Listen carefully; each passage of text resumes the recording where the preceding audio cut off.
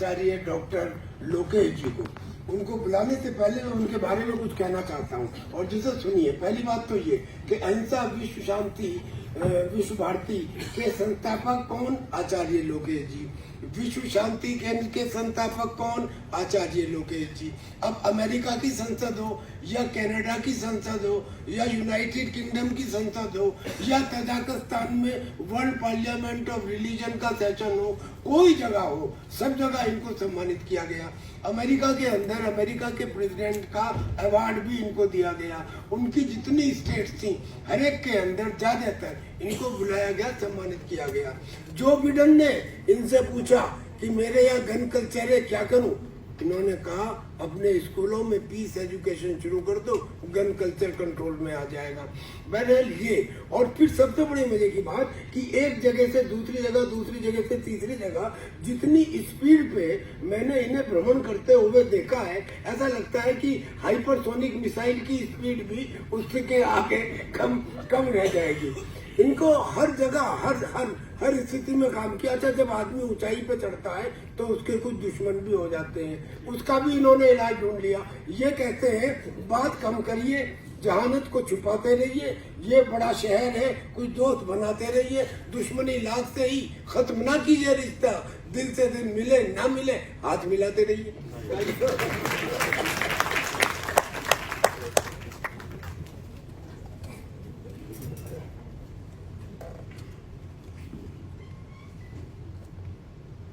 उत्तराखंड के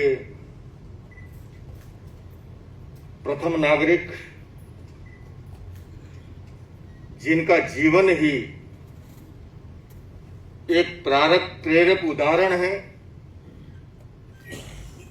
और मैं अनेक बार कहता हूं कि जब जब उन्हें सुनने का अवसर मिलता है, हमारी बैटरी चार्ज हो जाती है।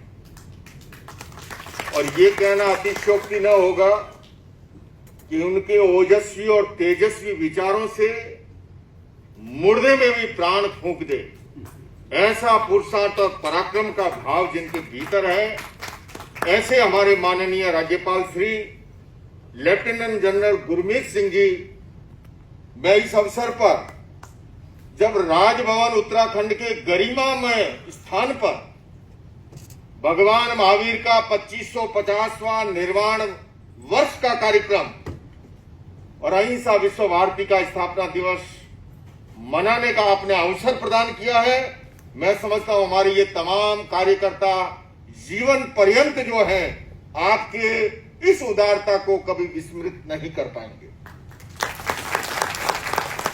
हमारे मंच पर उपस्थित जिन्होंने आयुर्वेद के माध्यम से पूरी दुनिया के अंदर हमारी भारत की महान विरासत और ज्ञान परंपरा को पहुंचाने का कार्य किया, ऐसे मेरे परम आत्मीय मित्र आचार्य बालकृष्ण जी, हमारी बौद्ध परंपरा के और बुद्धिस्ट कल्चरल फेडरेशन के चेयरमैन, जो स्वयं विद्वता और विनम्रता के एक उदाहरण है, ऐसे मेरे परम आत्मीय मित्र दीपांकर सुमेदेव जी, अमेरिकी राष्ट्रपति जॉय बाइडेन के सलाहकार, जिन्होंने भारतीय समुदाय के लोगों के लिए अमेरिकी प्रशासन से साथ मिलकर के उनकी अनेक समस्याओं को दूर करने का सफलतापूर्वक कार्य ही नहीं किया, सफलता हासिल की, ऐसे हमारे भाई अजय बुतोलिया जी, भारतीय समुदाय के एक और नेता जो अमेरिका से केवल इस कार्यक्रम के लिए विशेष रूप से आए हैं, न्यू जर्सी से रश्मिकांत कामदार जी, कर्नल जिन वीर चक्र विजेता कर्नल टीपी त्यागी जी, जिनके संचालन की महारत से आप और हम सब कब प्रोग्राम पूरा हो जाता है पता ही नहीं लगता, क्योंकि मेरे बाद में सिर्फ महामहिम का उद्बोधन होना है। मैं इतना अवश्य निवेदन करना चाहूंगा, पिछले दिनों हमारे भारत के माननीय प्रधानमंत्री श्री नरेंद्र मोदी जी ने भगवान महावीर के 2550वें वर्ष के इसका कार्यक्रम प्रगति मैदान में उनकी उपस्थिति के अंदर आयोजित हुआ। और एक श्रृंखला चली और मैंने भी एक प्रयत्न किया कनाडा की पार्लियामेंट में, लंदन की पार्लियामेंट में, कैलिफोर्निया की असेंबली में भगवान महावीर के 2550वें वर्ष के कार्यक्रम आयोजित हुए। और इसलिए नहीं हुए कि उसमें मेरा कोई योगदान है, वो इसलिए हो रहे हैं कि दुनिया को अब समझ में आने लगा है। खासकर आचार्य जी मैं कहना चाहूंगा कि कोविड काल के बाद में पूरी दुनिया ये समझने लगी है कि महावीर का दर्शन और जैन लाइफ स्टाइल कितनी उपयोगी है। और यही कारण है, और मुझे ये कहते हुए अतिशयोक्ति नहीं लग रही, कि महावीर का दर्शन 2600 वर्ष पूर्व जितना उपयोगी और प्रासंगिक था, उससे अधिक प्रासंगिक और उपयोगी मौजूदा समय में है। और माननीय राज्यपाल श्री ने उस दर्शन को दुनिया तक ले जाने के लिए राजभवन के इस गरिमा में माहौल के अंदर कार्यक्रम आयोजित करने का अवसर दिया। बंधुओं और बहनों, भगवान महावीर एक आध्यात्मिक महापुरुष तो थे ही, किंतु वो एक मनोवैज्ञानिक और बल्कि वैज्ञानिक मैं इसलिए कहूंगा। वैज्ञानिक क्या करते हैं, लेबोरेटरी में कुछ उपकरणों के माध्यम से सत्य की खोज करते हैं। महावीर ने अपने शरीर को ही प्रयोगशाला बना डाला और उन्होंने लंबी तपस्या और ध्यान के माध्यम से जिस सत्य का साक्षात्कार किया वो दुनिया के सामने प्रस्तुत किया। 2600 वर्ष पूर्व उस महापुरुष ने कहा कि वनस्पति के अंदर भी जीव होता है। उस समय इस बात की मजाक उड़ाई गई कि भला वनस्पति में भी कोई जीव, किंतु कालांतर में जगदीश चंद्र बोस हुए वैज्ञानिक और अब तो ऐसे खोजें सामने आ चुकी है। आप पानी का लोटा लेके पौधे को पिलाने जाओ, पौधा प्रसन्न होता है। वैज्ञानिकों ने ग्राफ लिए हैं।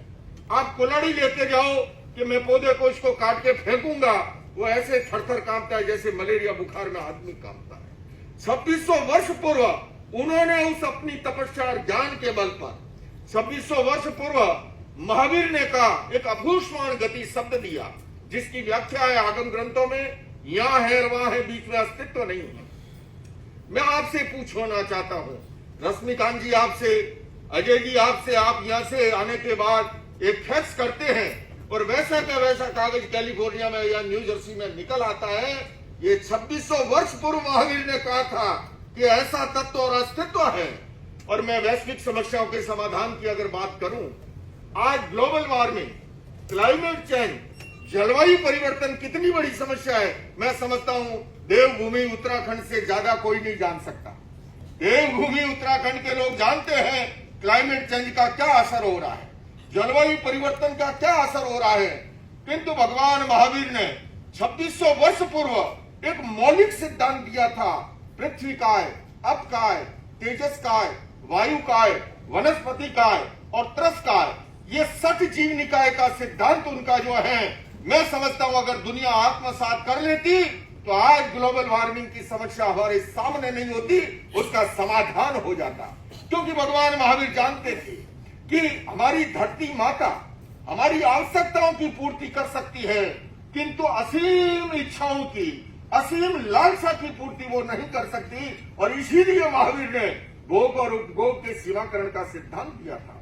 हालांकि महावीर ने डेवलपमेंट को नहीं रोका, विकास के विरोधी नहीं थे, लेकिन उन्होंने यह अवश्य कहा कि व्यक्तिगत भोग और उपभोग के लिए एक सीमाकरण होनी चाहिए। उस समय की अगर मैं आनंद श्रावक की बात करूं, अथाह संपदा थी उनके पास में।